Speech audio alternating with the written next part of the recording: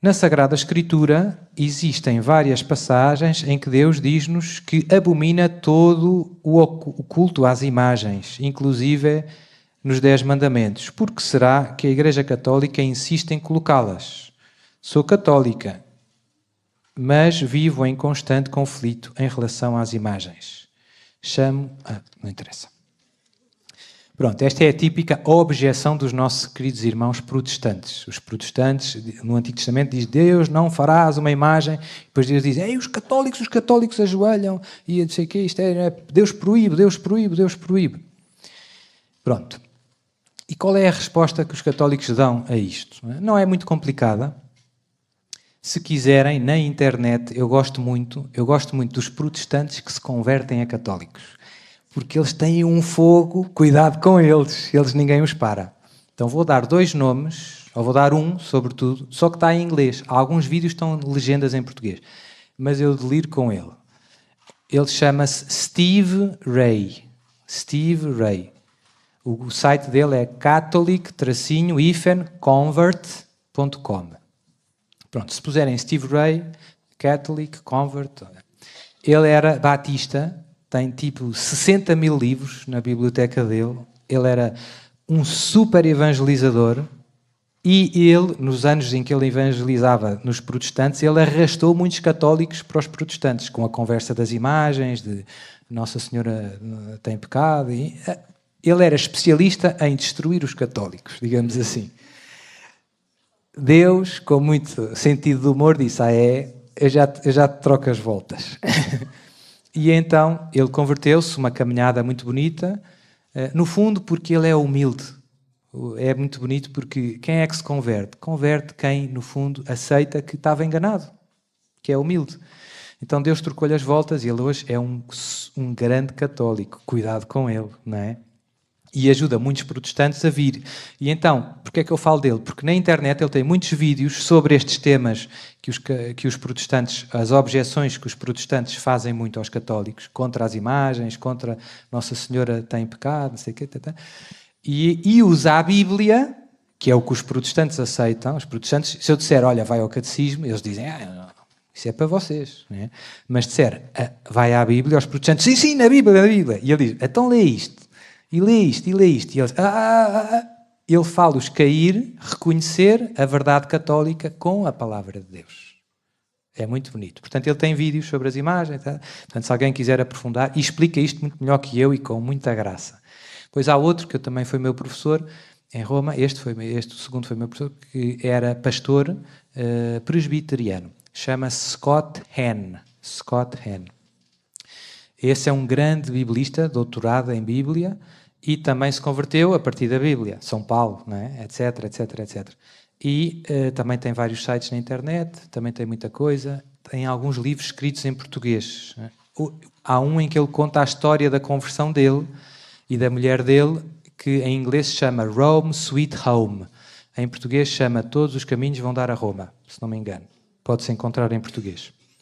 É muito bonito, porque ele converteu-se basicamente porque ele foi vendo que, no fundo, a Igreja Católica, todos estes pastores protestantes converteram-se basicamente a estudar história. Porque quando eles vão ver como é que viviam os primeiros cristãos, o que é que ensinavam os primeiros bispos da Igreja, eles veem que aquilo é igual ao que se ouve na Igreja Católica. E, portanto, que há 2000 anos a Igreja Católica ensina as mesmas coisas. E quando eles percebem isso, quando eles percebem que é farinha do mesmo saco, dizem, pronto, de facto. E, pelo contrário, quando vão ver as igrejas deles, veem que, com o passar dos tempos, muitas coisas foram mudando, e coisas importantes, o divórcio, o aborto, são coisas, não são indiferentes, que então antes, na igreja deles, era pecado, agora afinal já não é. Em que é que ficamos? Eles depois veem que a única igreja em que há uma continuidade em matéria de fé e de moral irrepreensível é a Igreja Católica. E isto é porque estudaram história. Portanto, a melhor maneira de ajudar um protestante é dizer, olha, estuda um bocadinho de história. Não é? Pronto, mas é bom também conhecer estes argumentos. Deus, no Antigo Testamento, proibia representá-lo numa imagem. Porquê? Porque os povos pagãos todos adoravam imagens e estátuas e etc. E uma das catequeses que Deus demorou a fazer ao seu povo é que Ele é algo que está para além de toda a criação. Ele é o transcendente. Esta é a palavra. Portanto, a proibição das imagens é para ajudar o povo a perceber que o Deus que eu sou não é como os outros deuses. Eu não sou como os outros deuses. Eu sou o único Deus verdadeiro.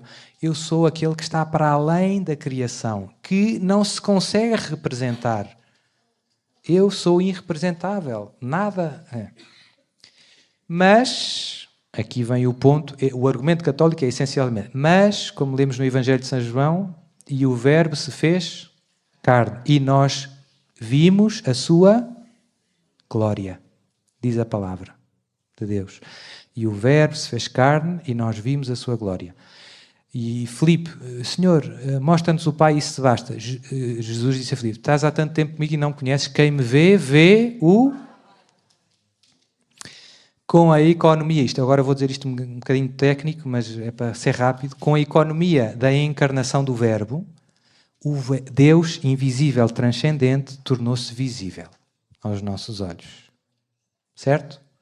Portanto, esse é o fundamento teológico mais forte, porque houve uma crise no século VII, que deu heresias, a chamada crise iconoclástica, e houve concílios que definiram dogmaticamente este problema das imagens, se pode ou não se pode. O argumento é este.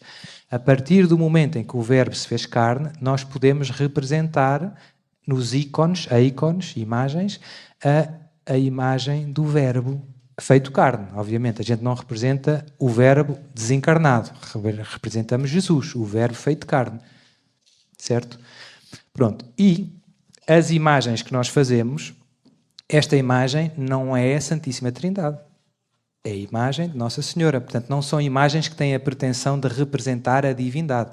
Em Cristo é um pouco diferente. Em Cristo é o Verbo feito carne. Não é? Nós sabemos muito bem que esta imagem não é Nossa Senhora. Como vocês, na vossa carteira, têm lá uma fotografia do vosso filho e da vossa filha, e se alguém vos perguntar e disser quem é? É o meu filho. Mas eu não acredito que é o meu filho de carne e osso, não é? É o meu filho. Quer dizer, é a imagem do meu filho, representa o meu filho, mas não é o meu filho, não é? O meu filho está a trabalhar, coitado, não é? E depois, em relação à veneração em que nós prestamos aos santos, outra coisa que os protestantes dizem é que nós adoramos Nossa Senhora. É? Típico a objeção. Em grego, há duas palavras. Há uma palavra para dizer adoração, latria, e há uma palavra para dizer veneração, dúlia. E nós dizemos que Nossa Senhora é hiperdúlia. É máxima veneração, mas não é látria. Nós não adoramos Maria. E se nós quisermos, até na Bíblia, encontramos, por exemplo, um soldado do rei David, agora temos estado a ler, um soldado do rei David vem da guerra e chega ao pé do rei. O que é que ele faz? Prostra-se à frente do rei e diz, bendito seja Deus que te deu uma vitória. Portanto, ele está a dúlia, a venerar o rei. Não está a adorar o rei David. Ele sabe que o rei David não é Deus e que Deus proíbe adorar. Mas venerar é outra coisa. Adorar é uma coisa, venerar é outra coisa. Eles acham que não aceitam esta distinção. Mas, no fundo, já está no Antigo Testamento. De muitas maneiras. Não é? Pronto.